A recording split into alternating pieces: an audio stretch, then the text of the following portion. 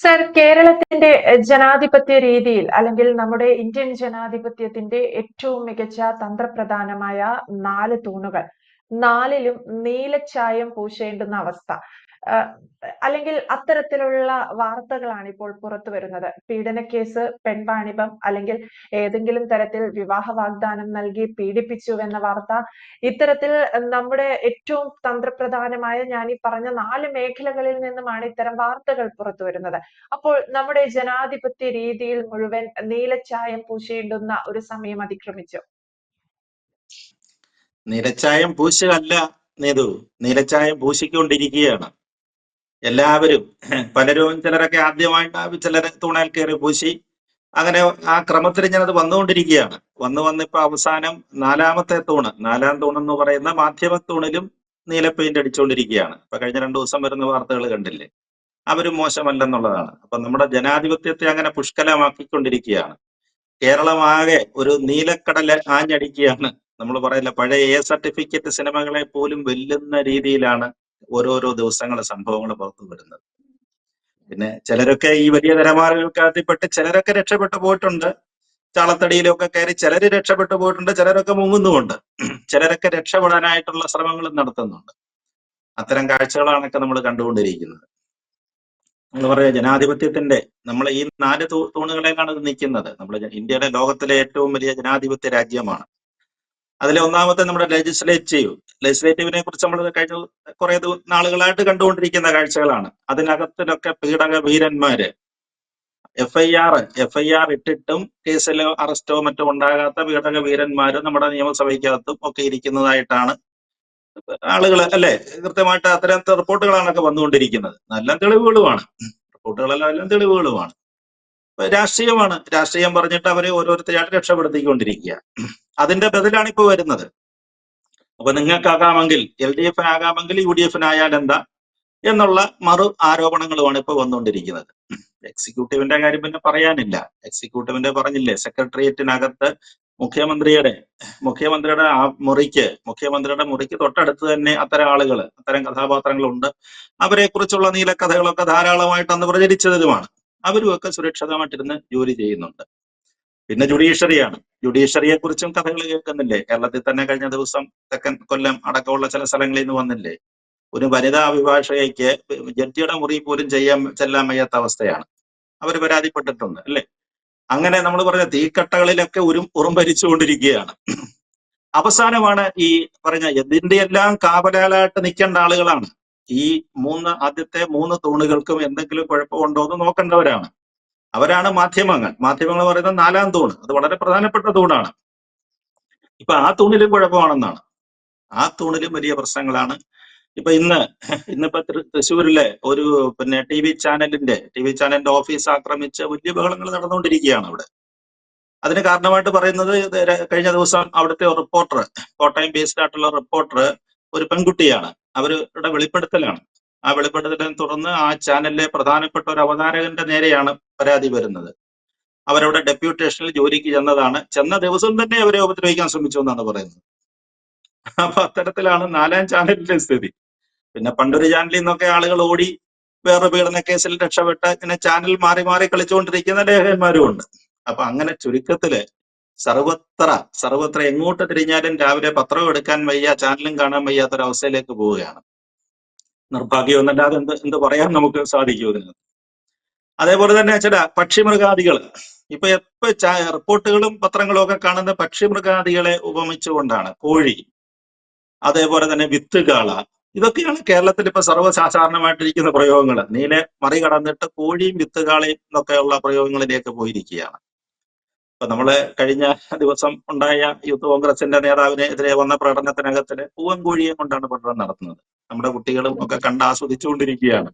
എന്താണ് ഈ സംഭവങ്ങൾ അറിയാവുന്നവരുണ്ടാകും, അറിയാൻ വയ്യാത്തവർക്ക് ഒരു പുതിയ അറിവായിരിക്കും അത്തരം പ്രകടനങ്ങളും കാര്യങ്ങളും ഒക്കെ നടന്നത്. അപ്പൊ ഈ പറയുന്നത് പോലെ ഇപ്പൊ ഈ ട്രോളുകാരൊക്കെ പറയുന്ന ഒരു കാര്യം എന്ന് പറഞ്ഞാൽ, ഈ മൃഗങ്ങളെ പക്ഷികളെയൊക്കെ എന്തിനാണ് ഇവരിങ്ങനെ കൊണ്ടു നടക്കുന്നത് എന്നുള്ളതാണ്. അതുങ്ങൾ എന്ത് പഴിച്ചു? അതുങ്ങളൊക്കെ അതിന്റെ വർഗപരമായ ആവശ്യങ്ങൾക്ക് അല്ലെങ്കിൽ തലമുറ നിലനിർത്താൻ വേണ്ടിയിട്ട് ചെയ്യുന്ന കാര്യങ്ങളാണ് ഇതൊക്കെ. അതായത് ഇവരുമാര് ചെയ്യുന്നതുമായിട്ടൊന്നും അതിനൊരു താരതമ്യമില്ലെന്നാണ് അതുങ്ങൾ പറയുന്നത്. നമ്മൾ കൊണ്ട് പറഞ്ഞിട്ടില്ലേ, കടമ്മനിട്ട രാമകൃഷ്ണന്റെ പ്രസിദ്ധമായൊരു കവിതയുണ്ട്. കോഴി എന്ന് പറയുന്ന ഒരു കവിത അദ്ദേഹത്തിൻ്റെതുണ്ട്. 1980-കളിലൊക്കെ 80-കൾ 90-കളിലൊക്കെ ക്യാമ്പസുകളെയും നമ്മുടെ യുവതലമുറയൊക്കെ ത്രസിപ്പിച്ച കവിതയാണ് കോഴി എന്ന് പറയുന്നത്. അതായത് ഒരു അമ്മക്കോഴി അതിന്റെ കുഞ്ഞുങ്ങളോട് പറഞ്ഞു കൊടുക്കുന്ന അഡ്വൈസാണ്. നിങ്ങൾ ഈ സമൂഹത്തിൽ ഇറങ്ങുമ്പോൾ നിങ്ങളെ കുത്തിപ്പറിക്കാൻ നടക്കുന്ന ആളുകളിൽ നിന്ന് നിങ്ങൾ എങ്ങനെ സുരക്ഷിതരായിട്ട് കഴിയണമെന്നുള്ളത്. അപ്പൊ അതിനകത്തൊരു ഒരു ഉദാഹരണം വെച്ചിട്ടാണ് കവി അത് എക്സ്പ്ലെയിൻ ചെയ്തുകൊണ്ട് പോകുന്നത്, വിശദീകരിച്ചുകൊണ്ട് പോകുന്നത്. അങ്ങനെയാണ് ആ കവിത. മനോഹരമായ കവിതയാണ്. അതിനകത്ത് പറയുന്ന ഒരു പൂവൻകോഴി അവിടെ മാറി നിന്ന് ഇങ്ങനെ കണ്ണും കാലും ഒക്കെ കാണിച്ചപ്പോൾ ഒരു പടക്കോഴി ഓടിച്ചെന്ന് അതിന് അടിമപ്പെട്ട് കഴിഞ്ഞപ്പോഴത്തേക്ക് കവി പിന്നെ പറയുന്ന വാചകം എന്ന് പറയുന്നത് അത് പെണ്ണ് തോൽക്കുകയാണ് എന്നാണ് ചോദിക്കുന്നത്. പക്ഷെ അവള് തോൽക്കുകയല്ല, അത് കണ്ണി പൊട്ടാത്ത കാക്കുന്ന ശക്തിയാണെന്നാണ്. അടുത്ത തലമുറ ഉണ്ടാകണം, അതിനു വേണ്ടിയിട്ടുള്ള കാര്യങ്ങളാണ്. പക്ഷെ ഇവിടെ ഒന്നുമല്ലല്ലോ നടക്കുന്നത്, ഇവിടെ നടക്കുന്നതൊന്നുമല്ല. അപ്പൊ അതുകൊണ്ട് കോഴിയെ വെറുതെ വിടണമെന്നാണ് ഒരു പക്ഷത്തിന്റെ വാദം.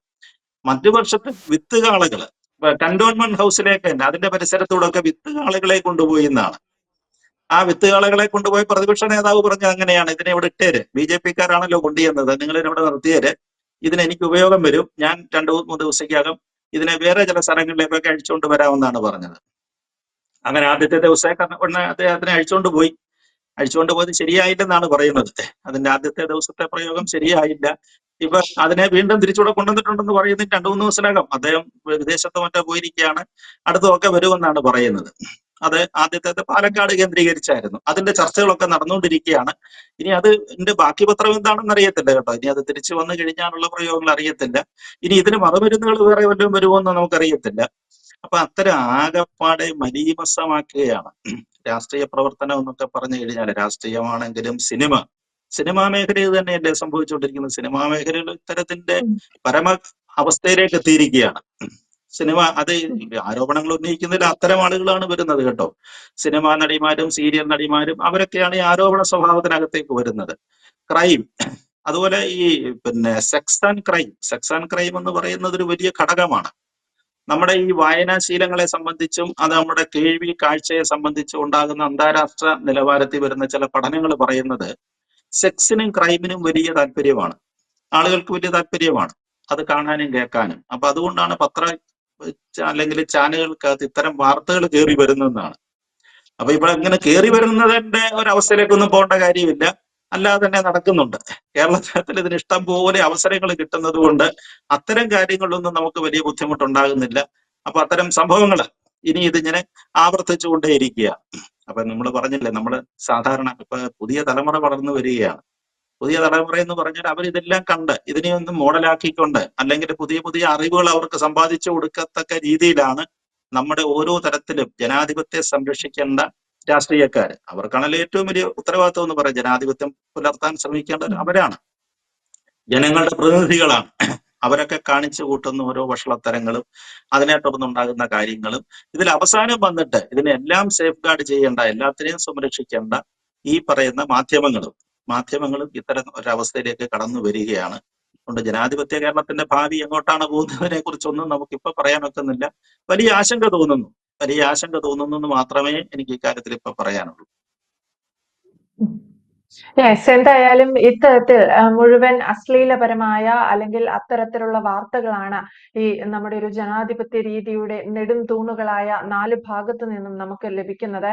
വളരെ മോശമായ ഒരു സാഹചര്യത്തിലൂടെ, തീർത്തും സംസ്കാരമില്ലാത്തൊരു സാഹചര്യത്തിലൂടെ കേരളം കടന്നു പോകുന്നു എന്നതാണ് ഖേദകരം.